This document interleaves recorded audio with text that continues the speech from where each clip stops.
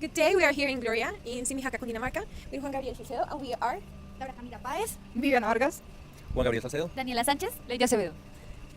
Ana María Lucía Chinchilla. Buenos días, mi nombre es Juan Gabriel Salcedo, soy de Simijaca, llevo 14 años trabajando en la compañía, me desempeño como jefe de logística de la planta de Simijaca, de la sede de Bucaramanga, los operadores de Cali y Medellín. Pues bienvenidas a todas nuevamente y esperamos aportarles en su desarrollo.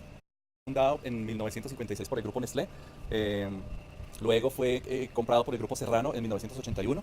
En el 2015 fue adquirido por una multinacional, Gloria, es una multinacional peruana con más de 70 empresas a nivel mundial, y pues desde este año pues nos hemos consolidado como una de las más grandes empresas a nivel nacional.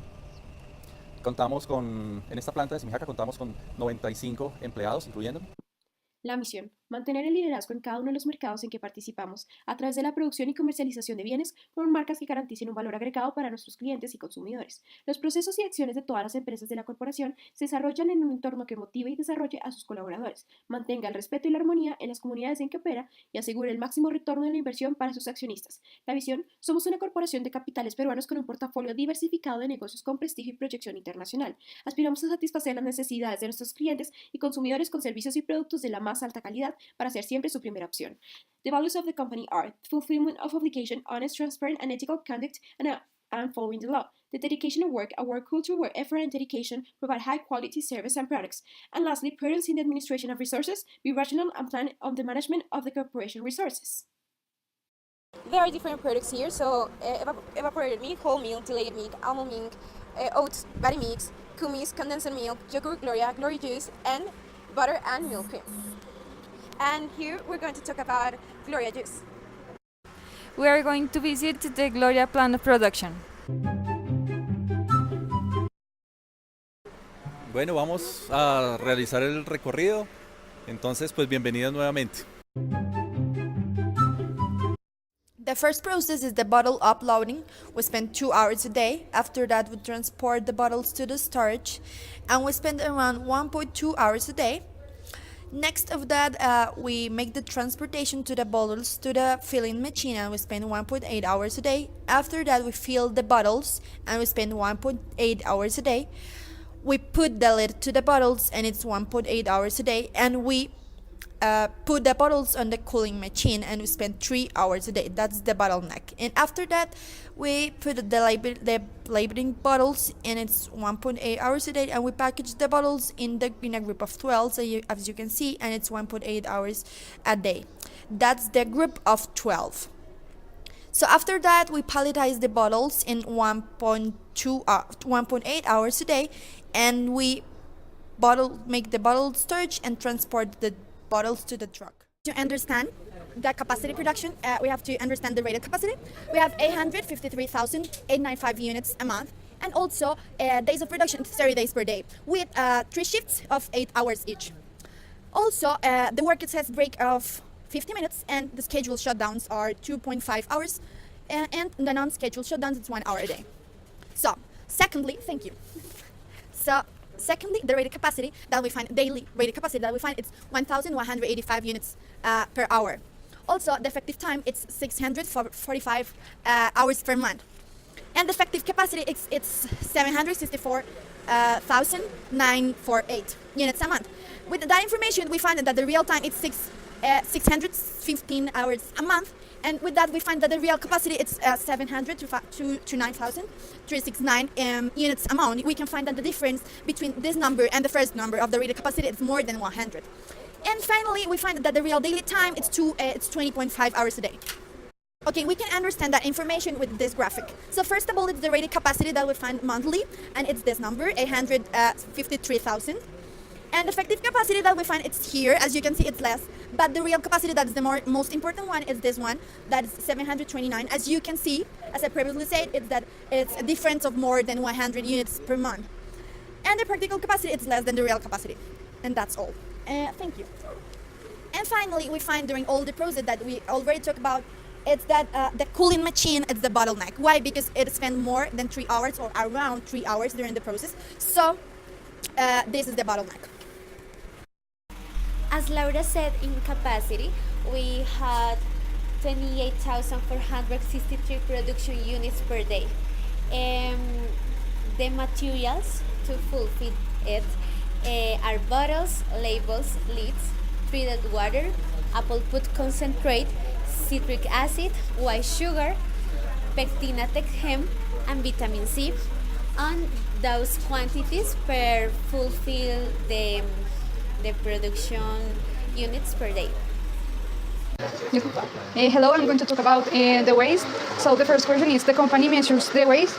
Yes, Gloria measures the waste daily because they want to avoid errors or mistakes in the production.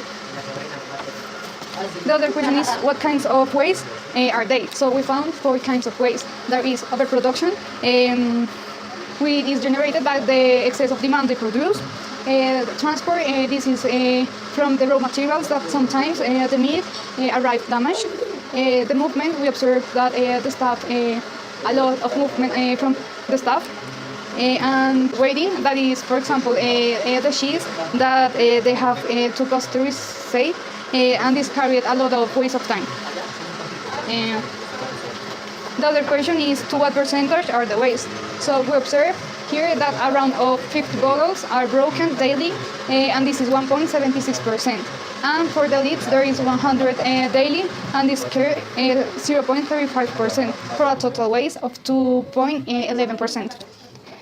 Another question is, did you identify waste different from what they currently measure in the company? No, we don't identify more because, like I say before, they want to avoid error, so they always are measured, and the only waste we observe are from bottles and lids. Ok, Juan, nosotros de acuerdo al análisis que realizamos de la capacidad de producción de la planta, encontramos básicamente 3 oportunidades. Tienen muchas más, pero las más fuertes son estas. La primera es que la capacidad total de producción de la planta se encuentra en un 85%. Esta capacidad se ve beneficiada gracias a que ustedes están controlando las paradas programadas, pero por otro lado pues tienen algunos inconvenientes con las paradas no programadas. A pesar de esto, tienen un uso de la planta de un 85%. Además de eso, encontramos que su fortaleza es el área de transporte y logística. Esto les ha ayudado a incrementar la variedad de sabores de los jugos que ustedes venden, y pues en este caso del jugo de manzana. Y la última oportunidad es la automatización del proceso. Cuando ustedes invirtieron o se realizó la inversión en toda la maquinaria y toda la automatización, esto ayudó a que la planta tuviera mayor capacidad y a que pudieran producir mayor cantidad de jugos.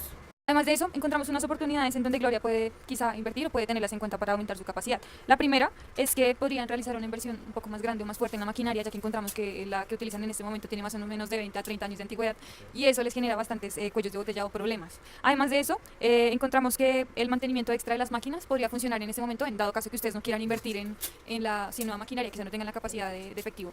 Entonces encontramos que quizá podrían hacer un mantenimiento programado, no sé, una vez al mes, o podrían mirar cómo, para que se evaluara la capacidad de las máquinas, cómo están, cómo se encuentran, para así prevenir que durante todo el proceso de producción se esté parando quizá en varios momentos en el día. Y también analizamos el cuello de botella que ustedes tienen, que es el proceso de enfriamiento de las botellas.